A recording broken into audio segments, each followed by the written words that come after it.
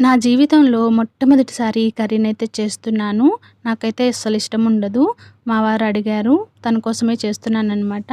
ఇంక మనకెంత నచ్చకపోయినా హస్బెండ్ అడిగితే చేసి పెట్టాలి కదా!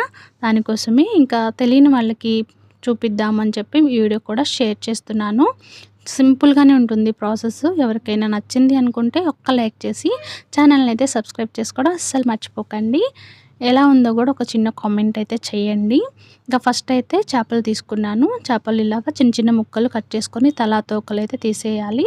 తర్వాత వేడి నీళ్ళు పెట్టుకొని వేడి నీళ్ళల్లో ఒక 10 మినిట్స్ అలాగా ఉంచామంటే ఆ వైట్ పార్ట్ అంతా పోతుంది. తర్వాత చల్లటి వాటర్ తోటి ఒక 2 టైమ్స్ అలా కడిగేసుకొని పక్కన పెట్టుకోవాలి. తర్వాత కడాయి పెట్టి అందులో తగినంత ఆయిల్ అయితే యాడ్ చేసుకోవాలి. కొంచెం ఆయిల్ అనేది ఎక్కువే పడుతుంది. మనకి నాన్ వెజ్ ఐటమ్స్ ఏదైనా కొంచెం ఆయిల్ పడుతుంది కదా! కొంచెం ఆయిల్ ఎక్కువ వేసుకొని నాకు కొంచెం చేప ముక్కలు ఎక్కువ ఉన్నాయి కాబట్టి కొంచెం ఒకసారి ఫ్రై చేశాను. అంటే 2 పార్ట్స్‌గా ఫ్రై చేసుకున్నాను. ఇవి కలిపేయకుండా కొంచెం ఒక సైడు కాలిన తర్వాత మళ్ళీ టర్న్ చేసుకొని ఇంకో సైడ్ కూడా మంచిగా ఇలాగా చూస్తున్నారు కదా! మంచి కలర్ వచ్చేంత వరకు ఫ్రై చేసుకొని ఒక ప్లేట్‌లోకి అయితే తీసి పెట్టుకోవాలి. నేను 2 సార్లు అయితే ఫ్రై చేసుకున్నాను. చూస్తున్నారు మంచి కలర్ అయితే వచ్చింది. ఇలాగ ఫ్రై చేసుకున్నారంటే మీకు నీచు వాసన రాకుండా మనకి ఇలాగ డైరెక్ట్‌గా ఏదైనా పప్పుచారు గానీ అలాగ చేసుకున్నప్పుడు పప్పులో అయినా తినడానికి బావుంటుంది. అలాగా ఫ్రై చేసుకొని పక్కనైతే పెట్టుకున్నాను. ఇంకా రెండోసారి కూడా ఇలాగ సింపుల్‌గా కదిపేయకుండా నీట్‌గా ఒకవైపు తిప్పుకొని ఫ్రై చేసుకున్న తర్వాత 2 ప్లేట్‌లో పెట్టేసుకున్నాను. ఇంకా తీసుకొని తర్వాత అదే ఆయిల్‌లో మనకు ఆయిల్ సరిపోలేదు అనుకుంటే కొంచెం ఆయిల్ యాడ్ చేసుకొని ఇక్కడ కొంచెం జీలకర్ర వేసాను అంతే. ఇంకేమి మనం పోపు దినుసులు ఏమి వేయాల్సిన అవసరం లేదు.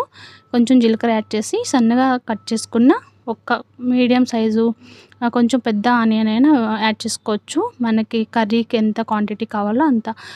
చాలామంది ఏంటంటే కొంచెం ఎక్కువ ఒక 2, 3 ఆనియన్స్ కూడా యాడ్ చేసుకుంటూ ఉంటారు. నాకు అంత అవసరం లేదనిపించింది. ఒక ఆనియన్ అయితే తీసుకున్నాను. తర్వాత ఒక 4 పచ్చిమిరపకాయలు కూడా ఇలాగ కట్ చేసి యాడ్ చేసుకొని కొంచెం కరివేపాకు ఇంకా ఉల్లిపాయలు కొంచెం మగ్గిన తర్వాత అల్లం వెల్లుల్లి పేస్ట్ కూడా యాడ్ చేసి పచ్చివాసన పోయేంత వరకు కలిపేసుకున్నాను. అది కొంచెం వేగిపోయిన తర్వాత ముందుగానే ఒక మీడియం సైజు ఇక్కడొచ్చేసి దోసకాయ అయితే తీసుకున్నానన్నమాట. అది చిక్కు తీసేసి మంచిగా ఇలా సన్న ముక్కలు కట్ చేసి అది కూడా యాడ్ చేసేసుకున్నాను. ఇక నేను సీడ్స్‌తో పాటే అంటే గింజలు ఉంటాయి కదా! దాంతో పాటే యాడ్ చేశాను. కొంతమందికి నచ్చదు కదా! నచ్చని వాళ్ళు వాటిని తీసేయొచ్చు. ఇక్కడ యాడ్ చేసేసుకొని మంచిగా చూడండి. ఇంకా మనకి దోసకాయలో వాటర్ ఉంటుంది కదా! వాటరు ఇంక రిలీజ్ అవుతుందనమాట. ఇంకా కొంచెం సేపు మగ్గించుకున్నామంటే మొత్తం కూడా ఉడికిపోతాయి దోసకాయలు. ఇంకా 90% ఉడికిన తర్వాత ఒక 4 టమాటాలు మంచిగా ఎర్రగా పండిన టమాటాలని ఒక 4 టమాటాలు తీసుకొని అవి కూడా చిన్న చిన్న ముక్కలు కట్ చేసుకోండి. మరి పెద్ద ముక్కలు కాకుండా చిన్నగా కట్ చేసుకున్నారంటే మీకు కర్రీ అనేది త్వరగా అయిపోతుంది. ఇంక ఇక్కడైతే టమాటాలు కూడా యాడ్ చేసి జస్ట్ ఒక 5 మినిట్స్ ఇంకా లిడ్ క్లోజ్ చేసుకొని మగ్గించుకున్నామంటే మనకి గ్రేవీ లాగా అవుతుందనమాట. నేను ఈ కర్రీకి ఎక్కువ వాటర్ అయితే యూజ్ చేయలేదు. ఇక చూస్తున్నారు కదా!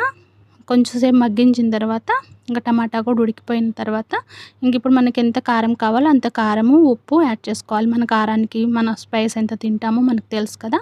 నేనైతే ఒక స్పూనున్నర కారం వేసాను. ఒక స్పూన్‌కి తక్కువగా కొంచెం ఉప్పు అయితే తక్కువే వేసాననమాట. మేము ఉప్పు కారాలు కొంచెం తక్కువే తింటాము.